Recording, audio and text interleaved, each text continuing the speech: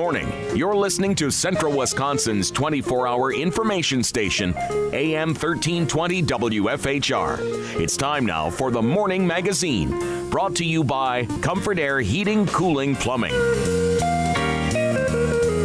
Now, with the Morning Magazine, here's Carl Hilke. Thank you, Jerry, and good morning, everyone, and welcome to today's show on AM 1320 and streaming live at WFHR.com. We also welcome our buddy Jesse from Wisconsin Rapids Community Media. He's here for the first part of our show today because in the first half hour, it's time for our monthly Wood County update from County Board Chairman Lance Pliml. And we welcome to the microphone Lance Pliml. Good morning, sir. Morning, Carl. Thanks for having me today. Okay. You just got back from some travels. Why don't you go talk from the swamp? Yeah. And it wasn't drained. Not yet. I just got back from D.C. There's an annual meeting out there,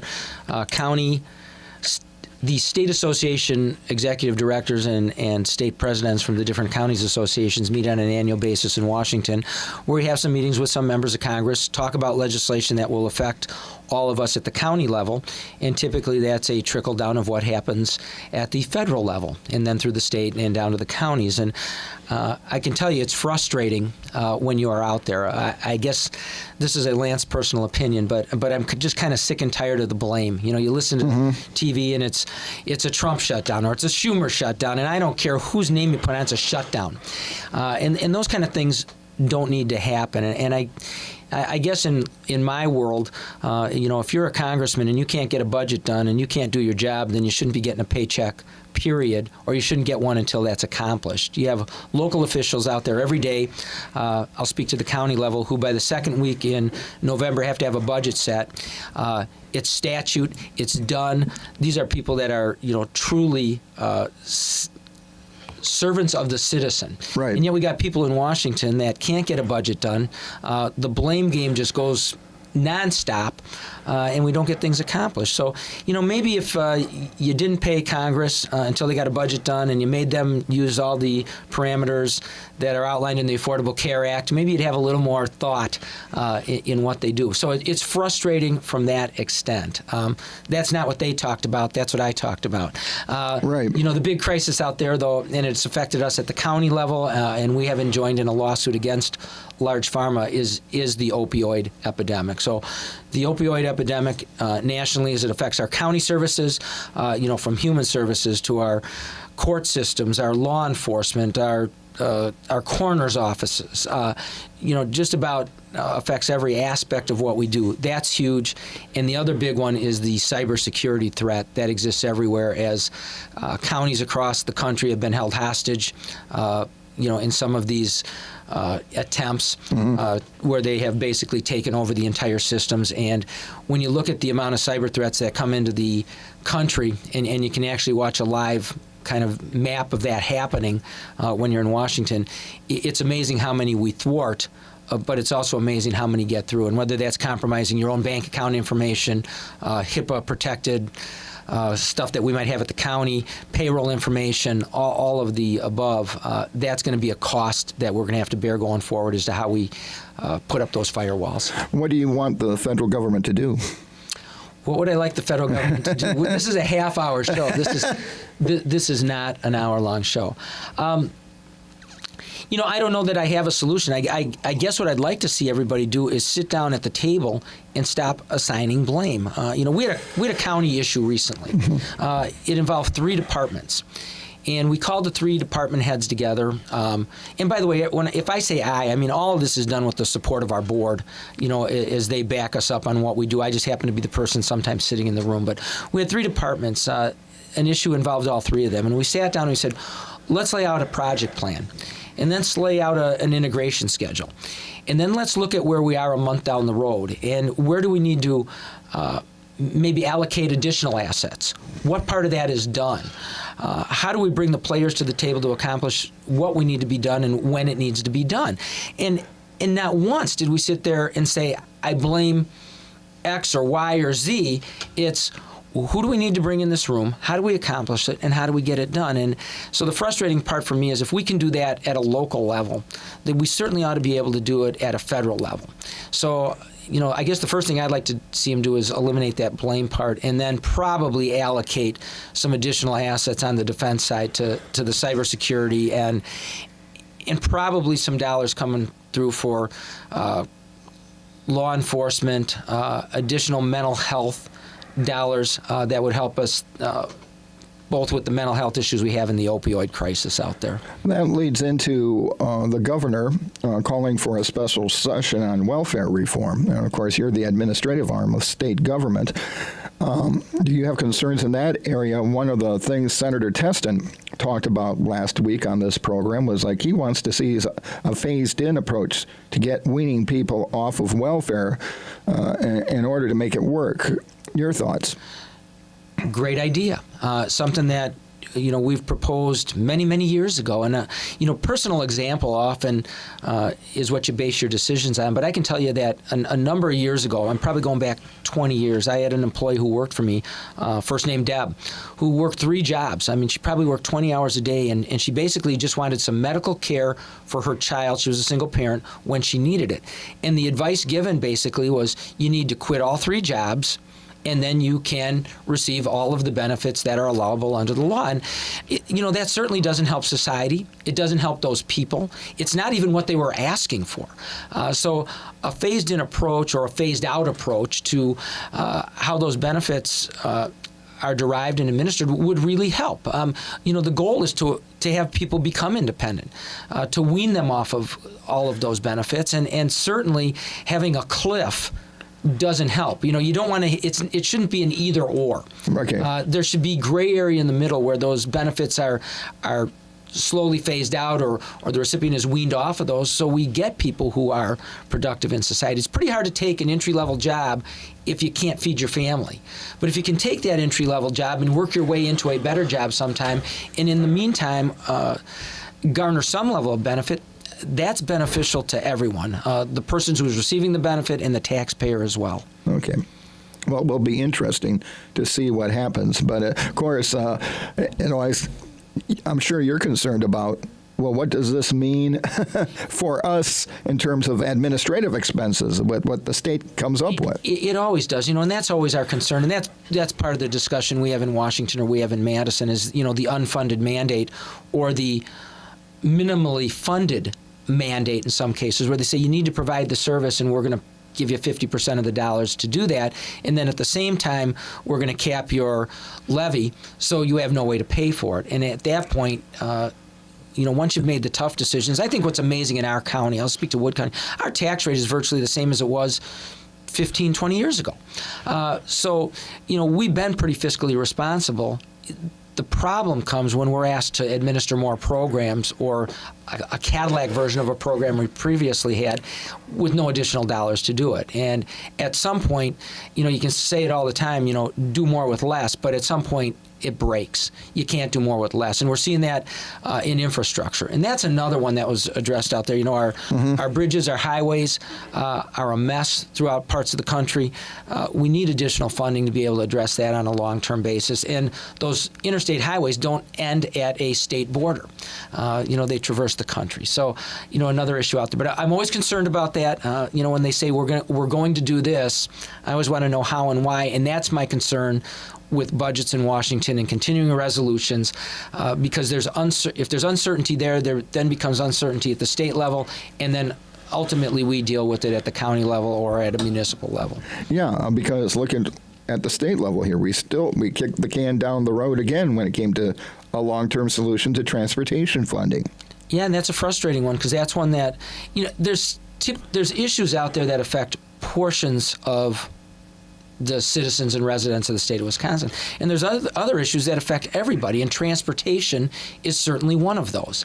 And you would think when you roll out, the possibility of 11 different bipartisan suggestions as to how you can fix this, that somebody would take the bull by the horns and say, we really need to get this done. As we keep kicking that can down the road, the problem becomes worse and worse.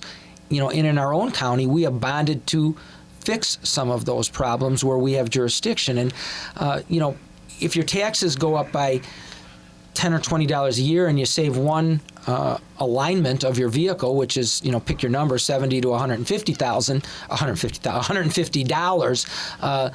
The few $100,000 or even a couple $1 million we spend at the county level to make our roads safe and more amenable to businesses expanding and seeing that good transportation system is dollars well spent. Because once they crumble completely, the cost of reconstruction is huge. Okay. Since you mentioned what the county has done, where are we in that process in terms of fixing our infrastructure? Yeah, a number of years ago, the county board decided to allocate dollars, and several $1 million a year. Somewhere it's varied in different years, somewhere between about $3 and $5 million, to upgrade our road system to what would be considered above average on our county system. And we are ahead of schedule in that process. And this year we actually scaled back the amount of dollars that we allocated to that program because we are ahead of schedule. I'm guessing that we will be, I'll call it, caught up in the next year or two. And then from that point, it's a matter of maintaining what we have. So I guess in our county, we're looking at how do we maintain what we have at a high level before we ever look at anything new. And you're hoping the state kind of takes that approach. This time of year, you don't have to drive very far down, even in Wisconsin Rapids here, down A Street to realize that there are some holes there that could devour your car. That is a result right now of frost and the weather we've had. But, that parts of that road are scheduled for reconstruction or overlay this summer, I understand. But that affects us countywide, statewide, and it's something we have to look at. Okay.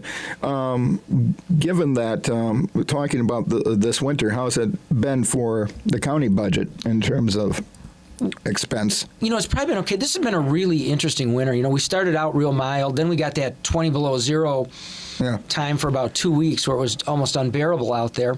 And then we've had a fairly warm, not a lot of snow, not a tremendous amount of ice.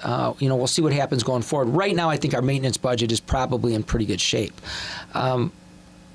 At the same token, from an economic standpoint, economic development standpoint, tourism, the area, and this doesn't necessarily affect the county's budget as much, other than sales tax collection and some of those. We haven't seen snowmobile trails open.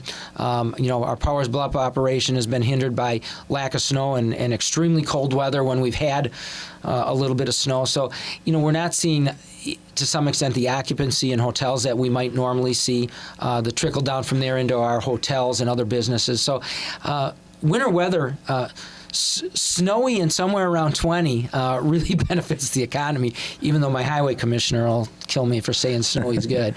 If you're just joining us on the Morning Magazine, welcome. We're getting our monthly report from Wood County Board Chairman Lance Pliml. Going forward, what are the top priorities with this year's budget? You talking at a county level? Yeah, at a county level. That's a really good question. Our budget's been done since November. It's been put in place. The things that we're still working on is getting everything completely situated in our relocation process. Okay. We moved most of the services. This is a general statement, but most of the services where those are non-elected departments, your non-constitutional offices, have moved to the River Block building. Okay. And essentially we're done there, but there's still a little bit of remodeling there to finish as we finish some conference rooms and look at that whole puzzle as it moves forward.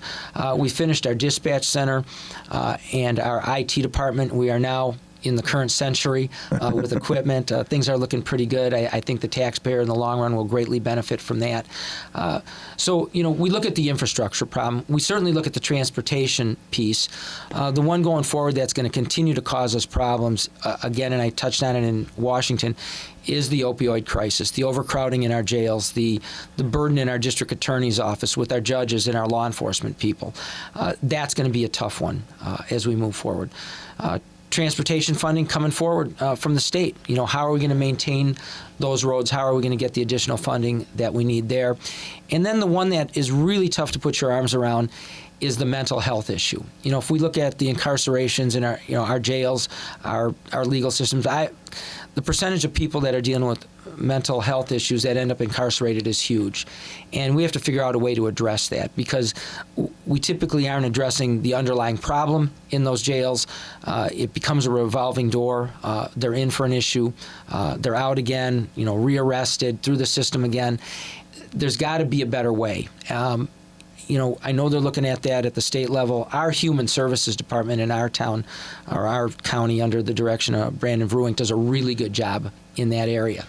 But there's constant concerns there. And the cost can be huge.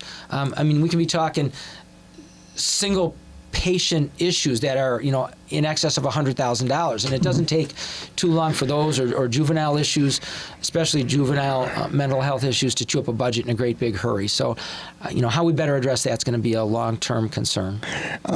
I'd be interested in your take on the program that's been announced with WEDC and Heart of Wisconsin Chamber of Commerce and the Sheriff's Department to start an entrepreneurial training of inmates who show that talent, so that we give them job or life skills to make sure they stay. Once they leave the jail, we never see them again, and they become successful business people. Yeah, it's pretty hard to incarcerate people and then send them back out on the street with a criminal record of some type and tell them to go get a job and be successful. And I think it's incumbent upon us to provide some level of training, or to allow for some level of training somewhere. It probably becomes a little bit more important in the prison system, where they're in for more than that year's length of time. But at the end of the day, if you come out with a felony conviction, even if it's I'll call it a somewhat minor felony, and you go apply for a job, oftentimes you are immediately escorted out the door and not even considered. And that's one of those things that we have to look at. We do not have a job shortage in Wisconsin. We have a shortage of workers. And as you look at some of the expansion that's going to happen down in the southeast corner of the state with Foxconn and the other 100-plus businesses that have now signed on that are somewhat ancillary to that, you're going to continue to see workers migrate from this area to some of those higher-paying jobs. We need employees. We need trained employees. We need skills. Those are addressed, obviously, at some point through our university system, maybe more directly through our tech schools.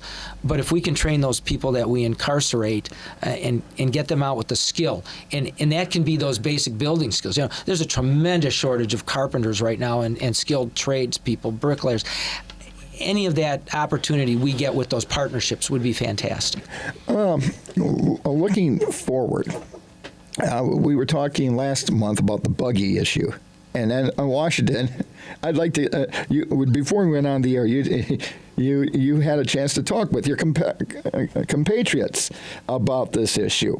I wondered how we were going to segue to that, because we did talk about that. Was really smooth. That's what I do well. It was interesting, and we had Supervisor Winch here last month with me trying to explain that. We had, the board had forwarded a resolution that they assumed would be amended down to what we had talked about several years ago with our different state legislators. While I was in Washington, one of the people asked me what one of the bigger issues in my county was, and I mentioned the fact that we've had a concern with horse-drawn vehicles and lighting those on our highways and byways at night, so we don't either kill the passengers of those or otherwise affect those people who hit them and then have to deal with that throughout life. And the interesting part was I had, like you said, my peer in the state of Iowa and one in Pennsylvania and one in Indiana say, you don't have a state law that requires lighting on horse-drawn vehicles? And I said, no. They said, we've had those for 10 years. What are you doing? Well, Supervisor Winch brought this to the forefront, and he was chastised at, with some of the things that were included in that resolution, although resolutions come to the floor and are typically amended. But at the end of the day, the Assembly, and I understand it was Representative Culp and Spiros who spearheaded this, had a bill before the Assembly. It passed easily. Came out of committee. I understand it passed easily through the Assembly. I assume there will be no hurdles in the state Senate, and that this will get signed into law. And it deals with lighting buggies on highways at night so they're visible. It was an exact copy of the resolution that we had presented to those representatives in the state about 2 years ago. So I understand Wood County got a lot of credit for this at the end of the day in moving this forward. Again, those issues don't end at county lines. No. It's a statewide issue. And frankly, if somebody comes across the border from Iowa into Wisconsin, you'd like to see them also comply with basically the same law. So all in all, at the end of the day, it's pretty good. You know, one of the things we talk about in Washington, and I've tended to talk about here, is I like to talk a little bit more about communities than counties, cities, or villages, because we really truly are a community. And where do you draw the line? You know, we look at issues that might, you know, deal with part of Portage County or Clark County or Marathon County. You know, I don't know, it's half, but a good part of the city in Marshfield is located in Marathon County. That's right. So, you know, the issues that we deal with in Marshfield transcend 2 counties, and you certainly need to deal with it. So, you know, I like to look at them more as communities. You know, I almost hate to call them problems sometimes, and like to look at them as challenges. You know, and that's, I guess, I think for most of our supervisors, you know, if somebody said to me, what's the allure of doing a job that, for the most part, for most supervisors, really pays you nothing? You do a tremendous amount of public service, a tremendous time. It's putting those puzzle pieces together to make your community a better place. And how we get there, there's many different views as to how that happens. All you have to do is listen to you know, CNN, MSNBC, and Fox, and you'd think you live on a different planet if you listen to the viewpoints. But at the end of the day, if you brought all those people in a room and you sat down and you took the cameras away and the he said, she said, and you took the D's and R's away from their name either before or after, and you ask everyone the question, you know, why are you here? It's to make my community a better place, or to leave it a better place than it was when I got here. Now, how we get there are differing opinions. But if you can throw away those labels, and we don't have those at a county level. No, you don't. We run in nonpartisan races. When you throw that away, you tend to get problems solved. And I would like to think that in our county, we tend to solve those problems. We'll have differences on issues, and sometimes I might personally be disappointed with an outcome. But again, it's the majority of the people that come to a conclusion, come to a decision, and that stands. You know, what you're talking about is what the sheriff has talked about on this program, borderless law enforcement. I mean, you don't just, you know, Grand Rapids works with Wisconsin Rapids. I mean, all the area law enforcement agencies work together, because that's the best way to do law enforcement. We had an argument a number of years ago with emergency services, basically, but it was, you know, ambulance services or communities arguing that when dispatch called, 2 different services ended up at an accident at the same time, and that was a problem. And I looked at it a little differently. Now, it may have been not necessarily real cost effective for the agencies. My concern was, I'm okay if 2 arrive. I'm real concerned if nobody arrives. Yeah. So you're right. It's really difficult to draw lines. And and if we have a problem in the town of Grant that our sheriff's department can respond to before anybody else gets there, you'd like to think that mutual aid would kick in, and that we do that. If we have a second here, I had a real interesting story. I was driving back from Marshfield one day on Highway 10, and I can see ahead of me that a car is coming at me the wrong way down the divided highway, and we're both going 65 miles an hour. Ooh. And I can see this coming, so I quickly dialed 911, identified myself, and they said, "Oh, I'm sorry, you've reached Portage County 911. Let me transfer you to Wood County." And I'm thinking, we're both going 70 miles. We're coming together at 140 miles an hour. Don't you think that maybe you could call the state patrol, or the call could be made? Because by the time you transfer me and get something done, it might be too late. So generally those cooperations exist. But that was an example. I just kind of went, what? So I pulled off the road. So the next question I get, and this is where it gets kind of funny, they go, "Can you follow him?"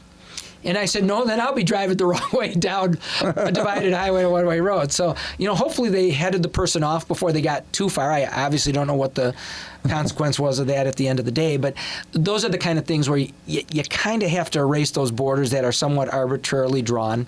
I will say that the closer you reside to the person who represents you, the better representation you get.